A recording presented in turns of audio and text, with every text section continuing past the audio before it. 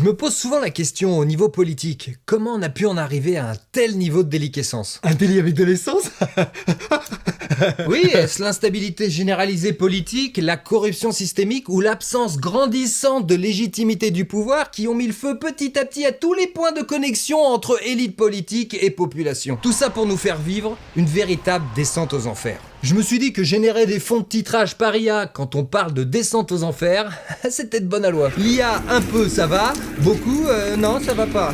J'avais commencé par lister tous les architectes de cette marche funèbre. Mais comme je risquais d'atteindre les 666 et que ça allait être un petit peu long, je me suis recentré sur les 4 cavaliers de l'apocalypse et à leur tête, Lucifer, sous forme d'un sympathique top 5. J'ai donc privilégié des porte-étendards, des représentants symboliques de l'effondrement du monde politique. Jérôme Cahuzac, le mensonge.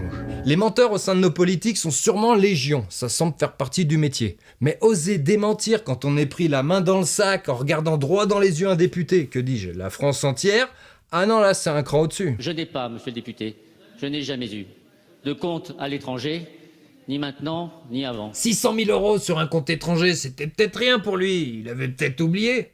Enfin, 600 000, c'est ce qu'il a avoué, hein. C'était peut-être aussi un mensonge. Il a dit avoir menti à son parti, à son président et à la France entière. Et même à lui-même. Le mensonge comme fondation. Comment a-t-il osé me mentir à moi? Un exemple de droiture en politique. Le truc, c'est que tous ses collègues, et même son président, ils avaient sûrement des comptes à l'étranger. Mais bon, eux, ils étaient pas ministres du budget, et on leur a pas posé la question. Moi, j'aurais bien mis François Hollande comme porte-étendard, debout sur son scooter, comme ça, avec le casque, évidemment, entouré de toutes ces femmes qu'il a toutes trompées. Ouais, vu que je suis pas sûr qu'on peut être digne de confiance au travail quand on l'est pas chez soi. Dominique Voynet, la trahison. Alors des politiques qui roulent pour une puissance étrangère, Iran, Israël, Russie, USA, il y en a. Tout comme des politiques qui ont œuvré pour saboter la France. Ah enfin, super, on parle de moi. Mais j'ai choisi celle qui a posé les premiers jalons du sabotage d'un des fleurons de la technologie française, Dominique Voynet, l'antinucléaire. Dont je suis le digne héritier, même si j'ai retourné ma veste 25 ans après, quand le mal était fait. C'est un petit peu l'avantage du « en même temps ». On est toujours à moitié du bon côté de l'histoire, sans se préoccuper duquel c'est. En suivant l'idéologie allemande antinucléaire, propagande mise en place parce que ils ont pas de nucléaire, elle a permis, avec l'aide de ses successeurs, de nous faire perdre 2 décennies. Et 20 ans, c'est sans les intérêts. Et de nous permettre, tout en gardant les inconvénients d'avoir des centrales sur notre territoire, de ne plus en avoir vraiment les avantages. J'avais reçu mandat de tout faire pour que le nucléaire ne soit pas exclu de cette liste. Et on est revenu hilar l'un et l'autre. Donc je suis rentrée à Paris, moi très contente de voir que le nucléaire ne pouvait pas faire partie des technologies retenues au titre du mécanisme de développement propre. En même temps, j'ai pas pu m'en vanter en rentrant. Hein. Il fallait que j'ai l'air désolée de ce qui s'était passé. Manuel Valls, le vendu. Là, j'hésitais avec un paquet de monde. François Bayrou, Bruno Le Maire, l'intégralité du Parti Socialiste. Bref, tous ceux qui, quand Emmanuel Macron est arrivé au pouvoir, ont directement retourné leur veste pour pouvoir avoir un job et la rémunération qui va avec. Je pense que je le mérite, quand même. Emmanuel Macron annoncé vainqueur en 2017 à 20h pile. À 20h04, j'avais ma carte La République en marche. Et j'avais tiré un trait sur 37 ans de Parti Socialiste. L'inconstance en politique, c'est un fléau. Avoir la capacité de faire évoluer dans le temps ses opinions, ok, mais pas instantanément pour avoir un poste. Et là, je me renseigne discrètement pour adhérer au RN. Surtout que finalement, c'est pas si loin que ça de mes idées d'origine.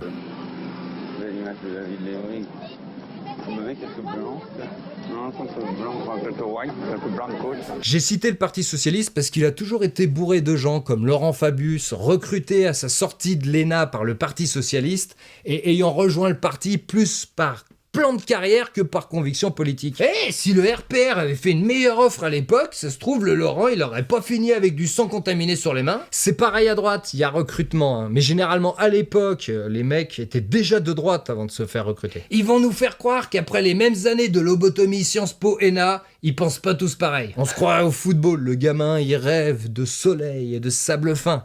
Et une fois recruté au PSG, eh ben, il distille quand même sur tous les plateaux télé la chance et la joie qu'il a de jouer pour le club qui a la plus belle Paris-Plage du monde. Même au foot, si t'y réfléchis un petit peu, c'est pas normal.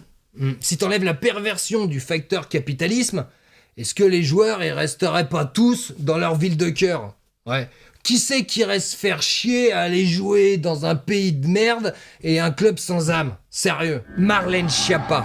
La bêtise. J'ai choisi Marlène Schiappa parce que Schiappa en italien, ça sert à désigner une personne incompétente, sans valeur, un cancre, une nullité. C'était à point nommé. Ça peut aussi vouloir dire gourde ou potiche. On approche du sans faute. Ah là, il y a trop à énumérer, mais je vais quand même t'en énumérer 2-3. Inviter des stars de la télé-réalité pour parler de la cause féminine. Check. Faire de la pub pour ses livres érotiques ou un salon de coiffure via son compte de ministre. Check. Finir chroniqueuse chez Hanouna et participer à une télé-réalité.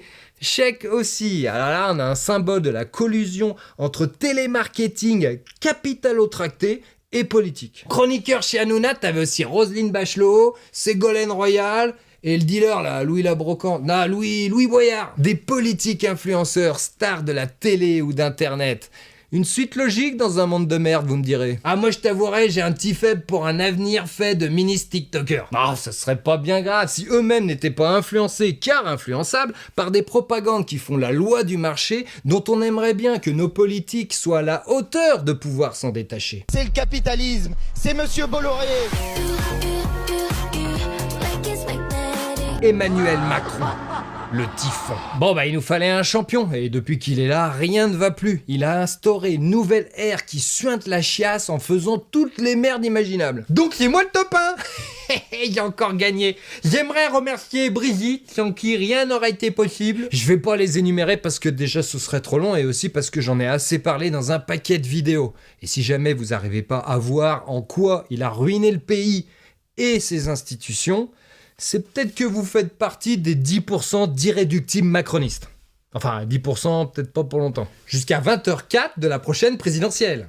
Sauf en cas de destitution. Destitution pour laquelle je suis pour. Enfin, je serai pour, une fois seulement qu'elle sera actée. Là, pour l'instant, je suis contre. Je vais plutôt rester dans un monde métaphorique. Typhon, frère de Brigitte Echidna, une femme serpent avec qui il engendrait les pires monstres et fléaux, est une des créatures les plus dangereuses de la mythologie grecque. C'est aussi, selon Plutarque, un être pâle et roux, cause de la sécheresse. Mais Typhon est surtout fils de Tartare, l'abîme la plus sombre et profonde des enfers, émergé directement du chaos. La question c'est si, comme certains le sous-entendent, Typhon n'est qu'un pion, qui ou quoi se cache dans l'ombre du Tartare?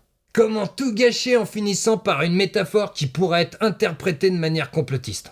Je te reconnais bien là. Bon, je suis sûr qu'il y a plein d'autres représentants symboliques que j'ai oubliés. Par exemple, des anciens présidents, Sarkozy ou Mitterrand. Ou des événements, le Covid ou le référendum du 29 mai 2005. Où nos fondations ont pas mal été ébranlées. Après, j'essaie d'être pragmatique. L'émotion m'aurait peut-être fait mettre en avant un Bruno Le Maire ou un Olivier Véran. Puis si j'avais eu envie de déconner, il y aurait eu Anne Hidalgo ou Aurore Berger. Et vous, qui vous auriez mis en avant? J'imagine pas les mêmes symboles de la déchéance. Je veux bien savoir lesquels vous auriez mis en top 5 en commentaire. Comme d'habitude, merci à ceux qui regardent jusqu'au bout, à ceux qui partagent, qui aiment et surtout à ceux qui typent. À très vite!